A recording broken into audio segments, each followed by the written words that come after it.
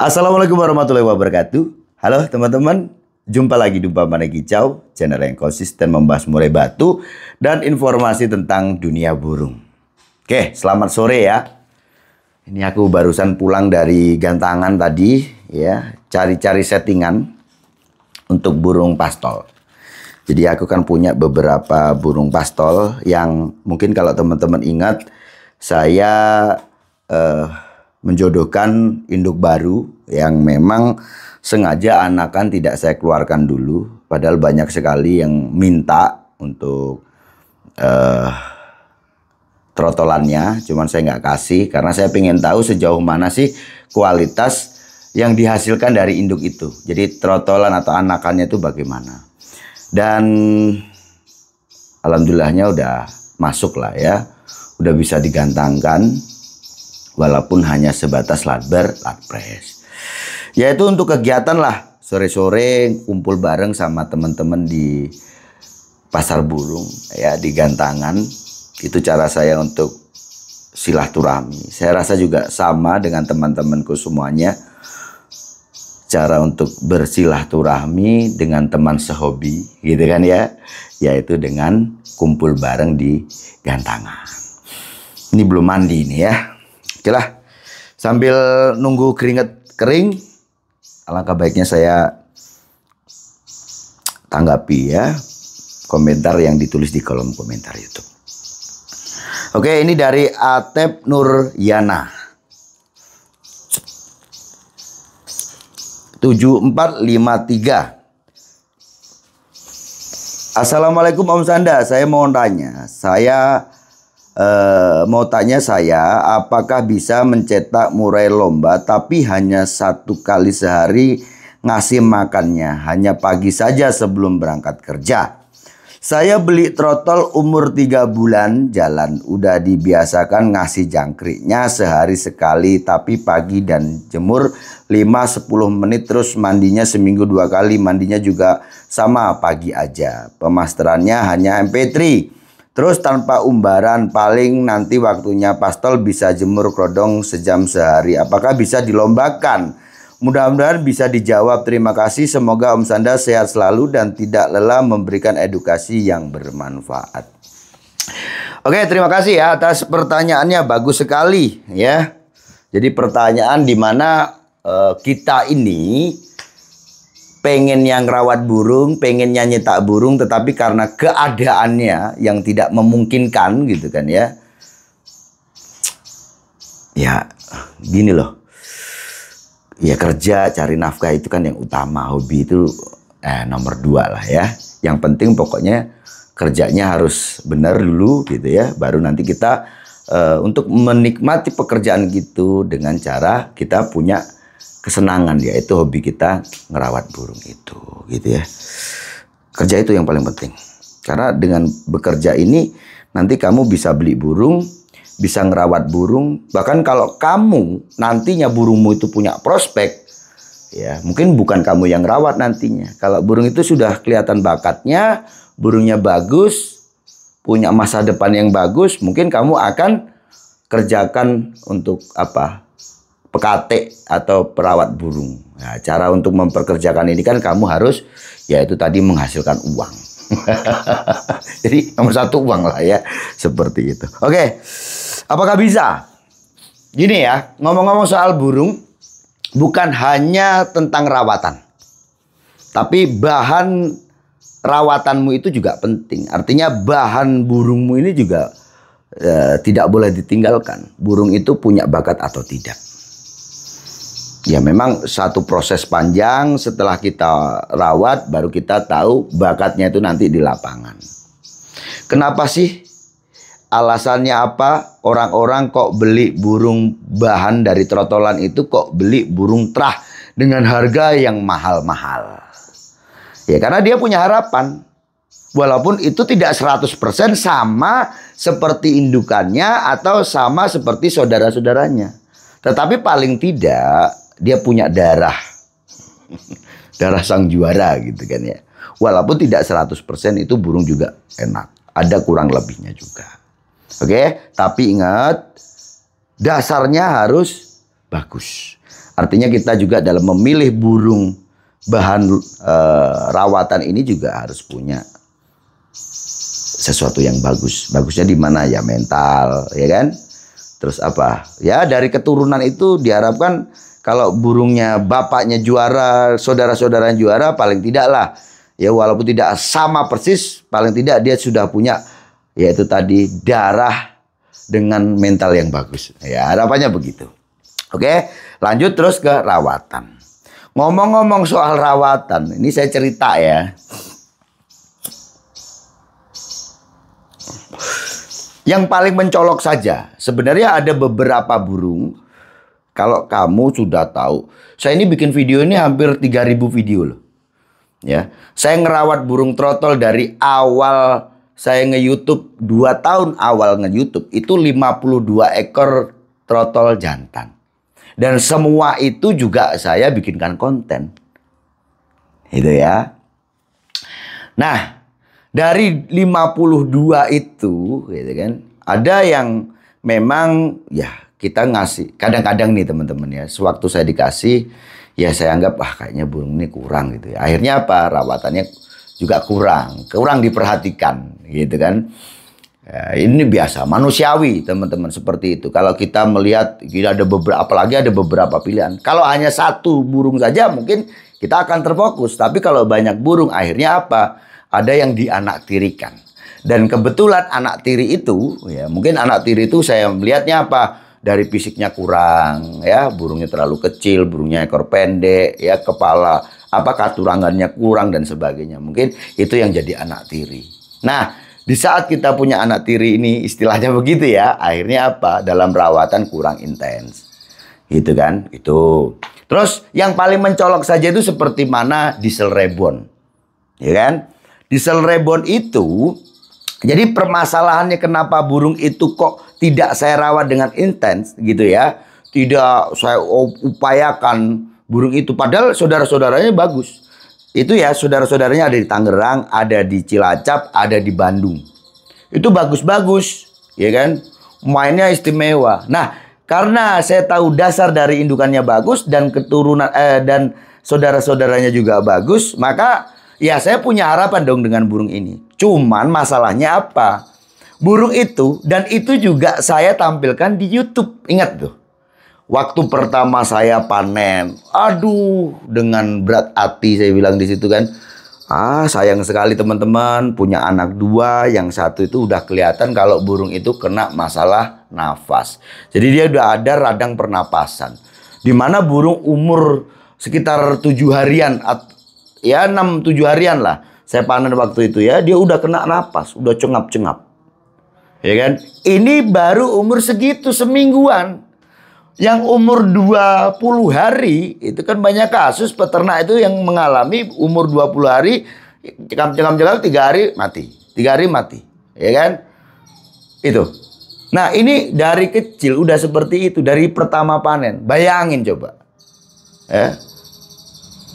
Kayak aduh sayang sekali gitu. Tapi kan ya karena saya sayang sama burung itu, akhirnya saya tetap rawat. Tapi ngerawatnya tidak intens.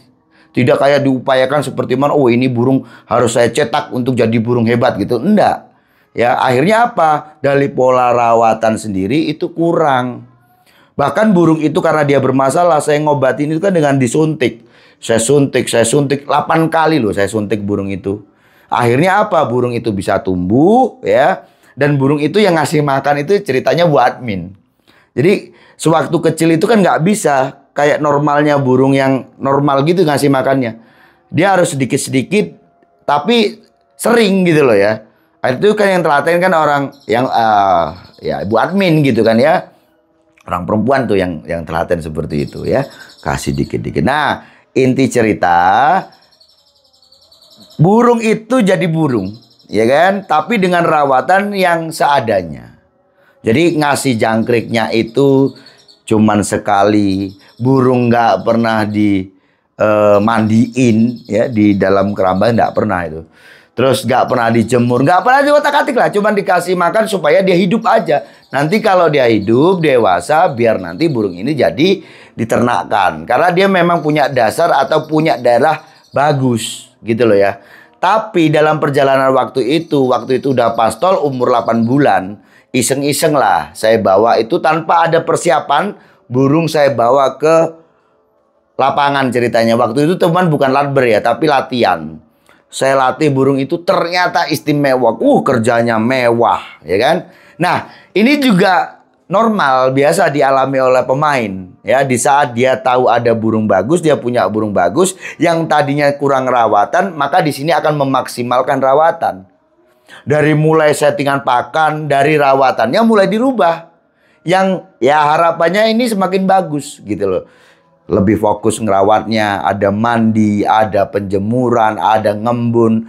Begitu juga dengan pola makan yang tadinya hanya makan sekali. Ya, jangkrik hanya 10 sekali waktu itu kan ya. Terus ini diatur 5 pagi, 5 sore, begitu.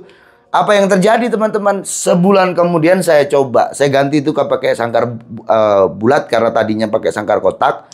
Udah pakai sangkar normal lah ya, ukuran nomor 2, saya gantang. Waduh, nampar-nampar. Bagus, tapi bawa materinya nggak tuntas. Cenderung emosinya terlalu tinggi. Gitu kan. Coba saya rubah lagi. Yang tadinya pakai kroto, nggak pakai kroto. Ya, terus saya coba rubah lagi. Yang tadinya ada penjemuran, saya nggak jemur. Yang tadinya mandinya itu 3 hari sekali, akhirnya mandinya dibikin 2 hari sekali. Tetap nggak ketemu.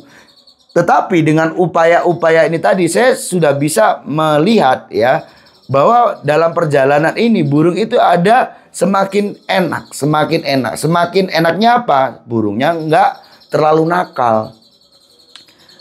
Coba deh. Ya antara dilema juga gitu ya. Apa mungkin lah masa terlalu minim seperti ini nanti burung bisa kerja.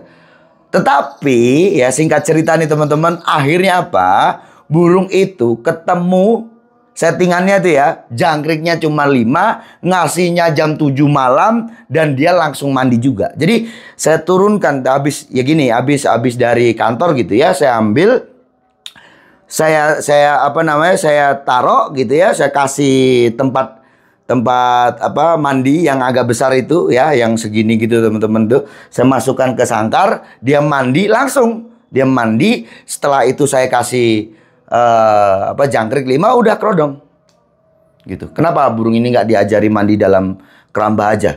Burung ini terlalu jinak. Burung ini kan tahu ya, kalau di video itu tangan masuk langsung matuk, tangan masuk langsung matuk ya. Jadi kalau waktu mau dimandikan keramba dia udah nggak, karena dari kecil sudah tidak diajari mandi dalam keramba dia. Itu ya. Jadi rawatannya satu, ini settingan ketemunya nih ya. Di beberapa kali lapres itu burung itu kan saya tampilkan terus ya. Itu juara 1 terus. Dan enak. Dan itu tidak main di kelas pastol. Langsung ke kelas dewasa. Enak pokoknya. Ketemunya tuh settingannya ya. 1, dia mandi tiap hari, dia mandi malam. Jadi saya tahu tadi ya, saya turunkan setelah repot dengan di kantor umpama Kicau official itu ya kan. Setelah paketan sudah selesai dikirim semua, baru kan senggang, baru itu yang saya turunkan ya. Saya turunkan, saya ambil matrasnya, saya bersihkan, terus kayak kasih air, dia mandi, langsung mandi tuh. Ambil airnya, lap pakai kanebo, kasih jangkrik 5, tutup, cantolin. Udah begitu aja. Dan kerjanya enak. Oke, itu ceritanya. Nah, sekarang terus apa kaitannya dengan ini? Jadi gini, yang bisa kita garis bawahi, 1, dasar dari burung itu memang dia punya darah bagus. Artinya betul apa yang saya katakan tadi. Burung itu selain dengan rawatan, kita juga pemilihan bahan lomba ini, bahan rawatan ini juga penting. Artinya burung dengan dasar bagus itu juga penting. Ingat ya, poin tertinggi dari burung murai batu adalah mental. Burung sebagus apapun, seganteng apapun, sepanjang apapun tembakannya, sekeras apapun suaranya, di saat dia tidak punya mental, maka burung nggak akan kerja. Dia akan gacor hanya di rumah. Itu kalau kita bicara tentang burung lomba. Oke, dasarnya harus bagus. Nah, terus soal rawatan. Kenapa dia kok jadi burung bagus? Iya tuh. Karena ya itu tadi, kita flashback nih. Coba. Kenapa sewaktu saya rawat malah nggak bagus?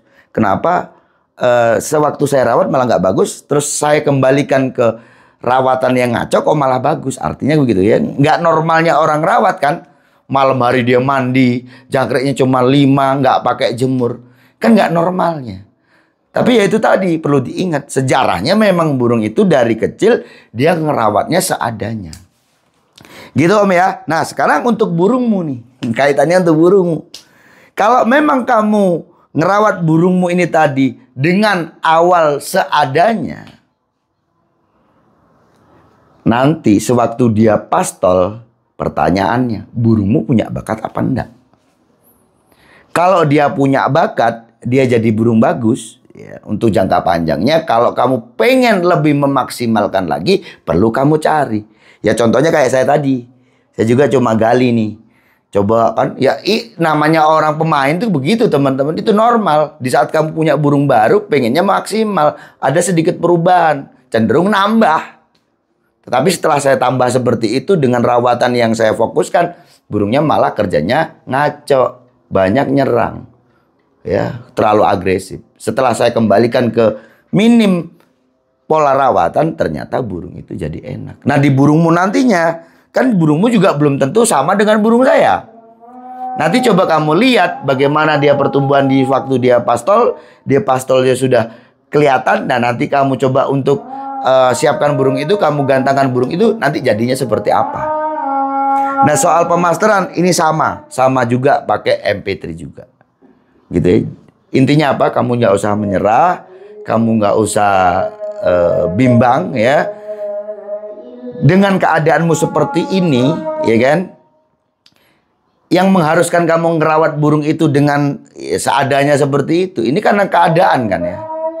Ingat, selain burungmu burung bagus, sewaktu kamu juara di lapangan, itu bukan hanya burung bagus saja. Ya jelas ya yang juara burung bagus. Tetapi tentang hoki jangan kamu tinggalkan. Gandengannya dengan rezeki. Banyak loh burung yang mainnya bagus, terus akhirnya dia nggak juara. Kenapa? Karena dia ngelantai. Nah burungmu mungkin setengah-setengah, tapi karena dia durasi dapat dan dia stabil, burungmu jadi juara. Gitu ya. Oke lah, gitu aja ya. Udah paham kan ya? Yang penting kamu semangat lah ya. Oke, ini udah azan ya. Siap-siap untuk mandi dan sholat maghrib. Saya rasa cukup sekian. Sukses selalu.